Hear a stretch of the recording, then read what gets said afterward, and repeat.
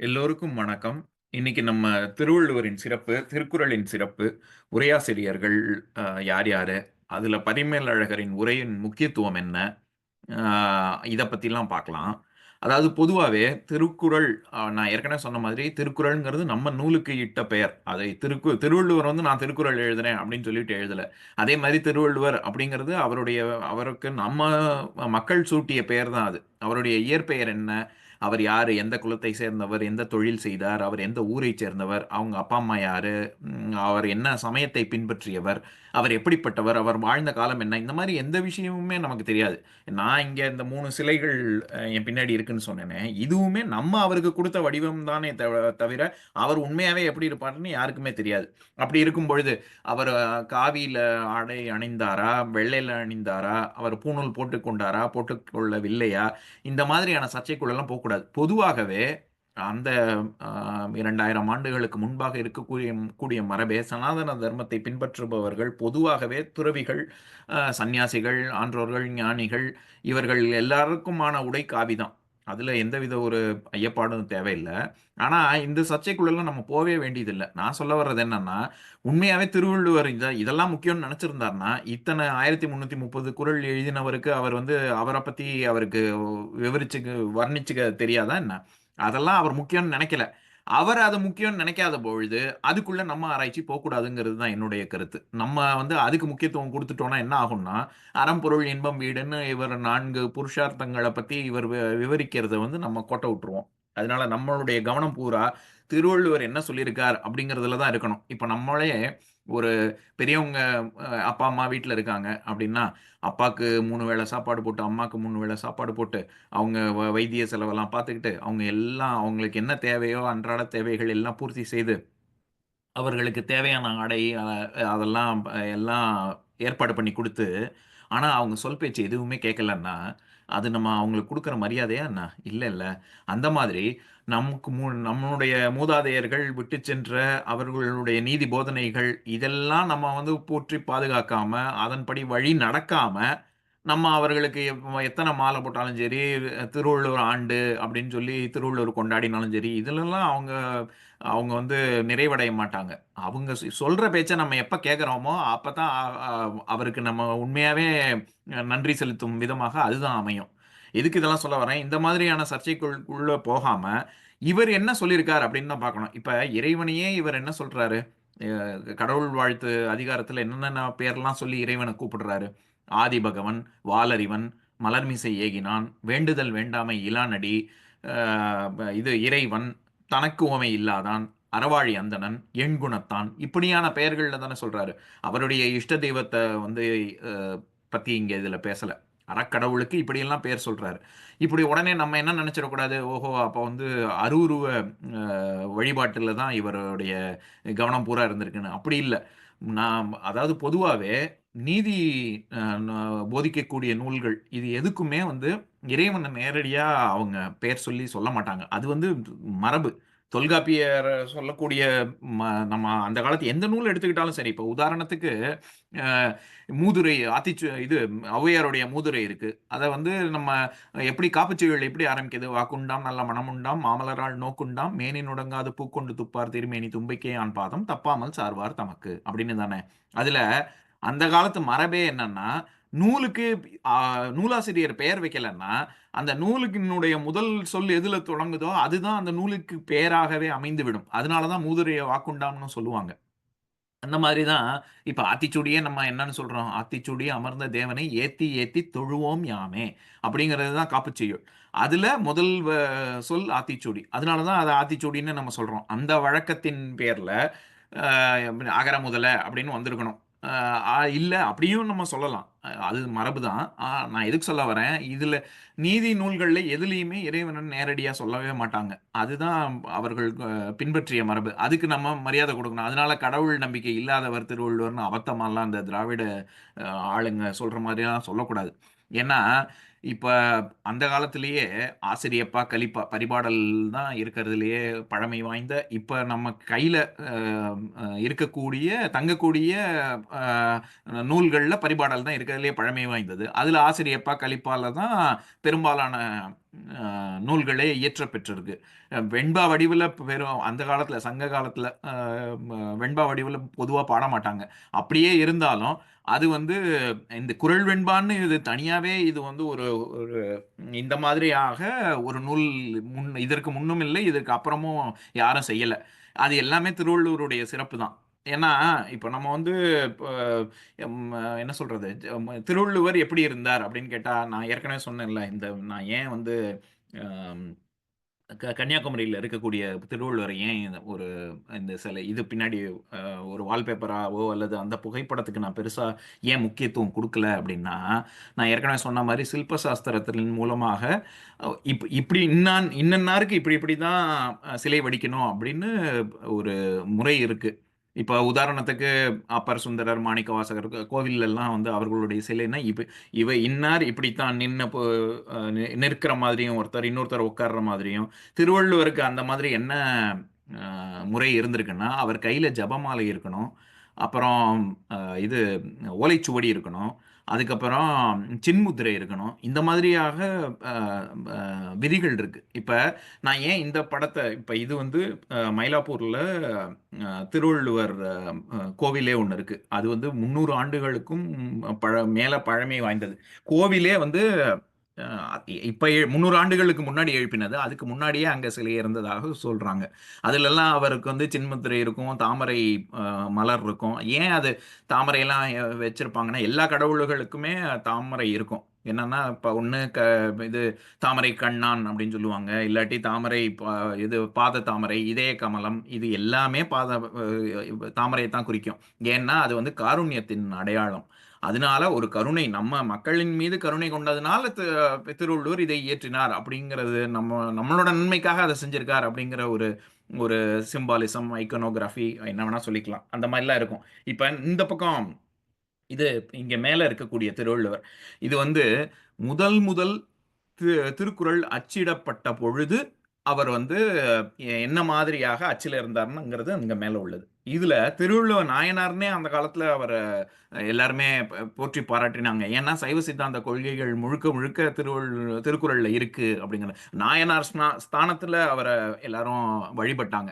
அதனைத் தொடர்ந்து தர்மபுர ஆதீனம். இந்த பக்கம் உள்ளது வந்து தர்மபுர ஆதீனத்தின் வெளியீடு. அதுல வந்து 1919ஆம் வருஷம்னு நெனைக்கிறேன்.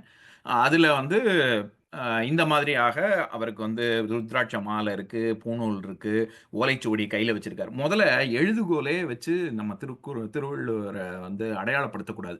அது வந்து ரொம்ப தப்பு. இப்போ உதாரணத்துக்கு, அ இப்போ பிள்ளையாரெல்லாம் சில பேர் வந்து iPhone வச்சிருக்கிற மாதிரியும், அல்லது கம்ப்யூட்டர் வச்சிருக்கிற மாதிரியும்லாம் சிலைய வடிக்கிறாங்க. அது பார்க்கறதுக்கு வேணா நம்ம ரொம்ப நகைச்சுவையா இருக்கலாம். அல்லது ரொம்ப அ நவீன காலத்து பிள்ளையார் அப்படின்னு நம்ம சொல்லிக்கலாமே ஒழிய, சிற்ப சாஸ்திரத்தின்படி அது தவறு. ஏன்னா, நம்ம ஏன் தெய்வ புலவர்ன்னே திருவள்ளுவர சொல்றோம். தெய்வங்களுக்கெல்லாம் வந்து கருவி கரணங்கள்லாம் தேவையில்ல. அவர்களுக்கு சங்கல்பத்தினாலேயே அவங்க வந்து அவர்களுடைய காரியத்த செய்து கொள்வார்கள். அதனால இந்த மாதிரியாக iPhone வச்சிருக்கிறதோ, அல்லது கம்ப்யூட்டர் வச்சிருக்கிறதோ, இந்த மாரி எழுத்தாணி வச்சிருக்கிறதோ, இந்த மாரிலாம் அவங்களுக்கு தேவையே இல்ல அது மொதல்ல. இப்போ இனி வரும் காலங்கள்ல அவருக்கு வந்து ஒரு கம்ப்யூட்டர பார்த்து, "அதுல அகர முதல எழுத்தெல்லாம்" அப்படின்னு கையில வச்சுருவாங்களா என்ன? அப்படி கிடையாது. அது அவர்களுக்கு வந்து அதனால எதுக்கு சொல்ல வரேன், எழுத்தாணி வைத்துக்கொண்டு சிலை வடிப்பது சிற்ப சாஸ்திரத்துக்கே விரோதமானது. திருவள்ளுவருக்கு அப்படி பண்ணவே கூடாது. எழுத்தாணி கையில இருக்கக்கூடாது. அதே மாதிரி இவர் வந்து அ சனாதன தர்மத்தின் ஒரு ஒரு மிகச்சிறந்த புலவர். அப்படி இருக்கும் பொழுது, அவருக்கு சின்முத்திரை இல்லாம இப்படி இதுல அது பேர் என்ன? கன்னியாகுமரி திருவள்ளுவர்ல வந்து இப்படி தான் இருக்கும். முப்பால் அப்படிங்கிறது. முப்பால்ங்கிறது இப்படி 3ன்னு காமிக்கணுமா என்ன? அது வந்து எல்லாருக்கும் தெரிஞ்சது. சின்முத்திரைங்கிறது தான் இருக்கணுமே ஒழிய, இப்படிலாம் இருக்கக்கூடாது.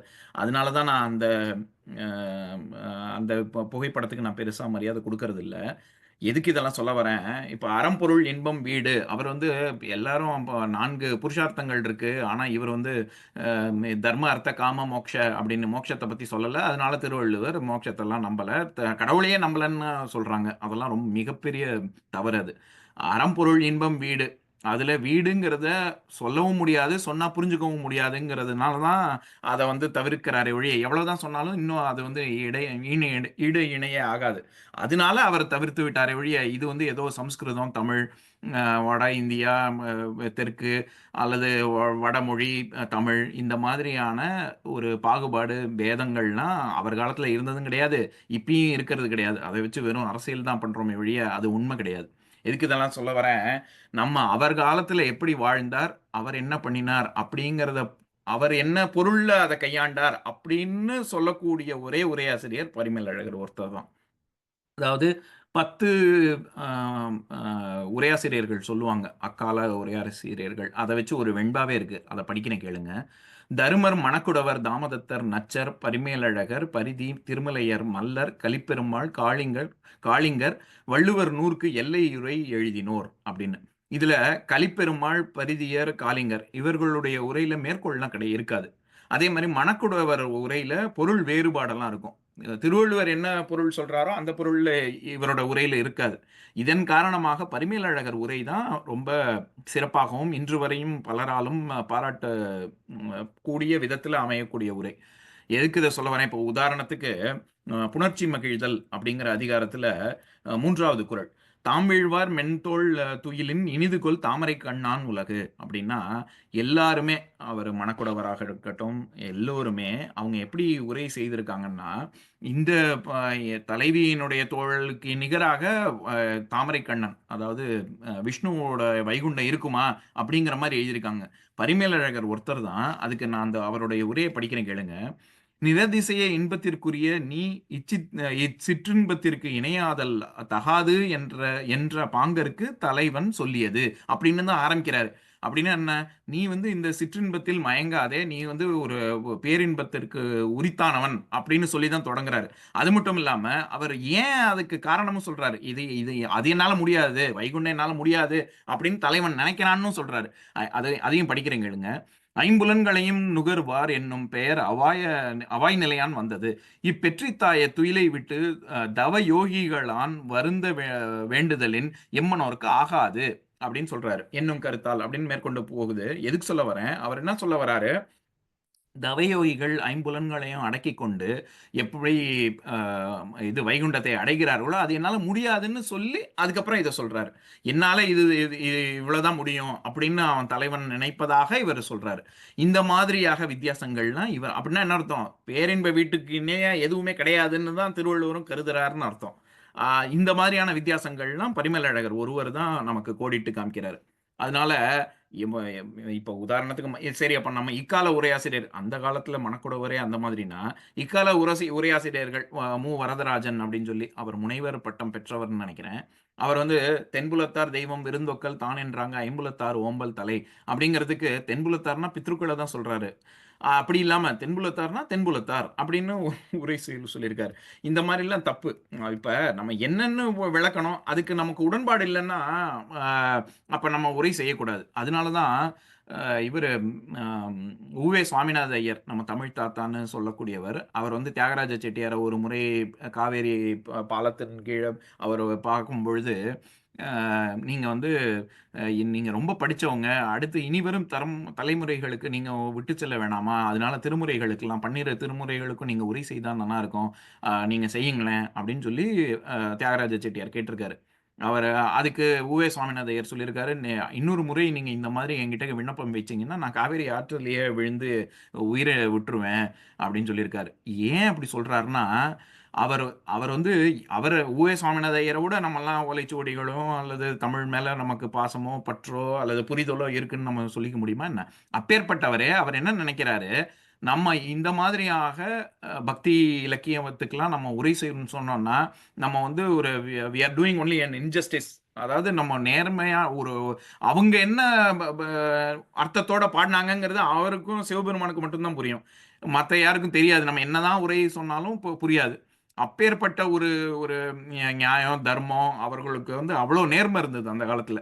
எதுக்கு சொல்ல வரேன்? அந்த மாதிரி நமக்குள்ள என் கருத்து தனி கருத்தா இருக்கலாம். ஆனா, திருவள்ளுவர் என்ன சொல்லி அந்த திருக்குறள இயற்றியிருக்காரோ, அதனோட அந்த பொருளோட சேர்ந்து நம்ம பயணிக்கக்கூடிய ஒரு திறமை இருந்தா தான் உரையே செய்யணும். இப்போ உதாரணத்துக்கு நாலாயிர திவ்ய பிரபந்தத்துக்கு நான் உரை சொல்றேன் அப்படின்னு சொல்லிட்டு, ஆழ்வார்கள் விஷ்ணுவ ப போற்றி புகழ்வத நான் வந்து அவங்க மகாவிஷ்ணுன்னு சொல்றது விஷ்ணு இல்ல, சிவன குறிக்குது அப்படின்னு சொல்லி நான் உரை சொன்னா எப்படி இருக்கும்?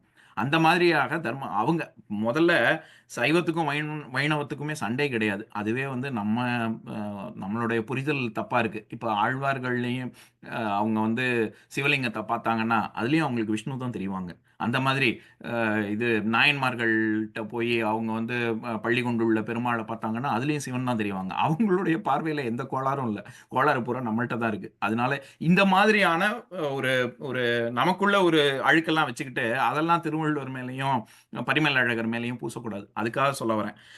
இனி இனி இனி வரும் பதிவுகள்ல நம்ம வந்து பரிமேல் அழகருடைய வரலாறு, அவருடைய சிறப்பு, அம் திருக்குறளுக்கு அது உரை செய்தது போக அவர் பரிபாடல் அப்படிங்கிறதுக்கெல்லாம் உரை செய்திருக்காரு. அத பத்திலாமும் கொஞ்சம் மேற்கோள் பார்க்கலாம். அதுக்கப்புறம் நம்ம திருக்குறளுக்குள்ள நுழையலாம். நன்றி, வணக்கம்.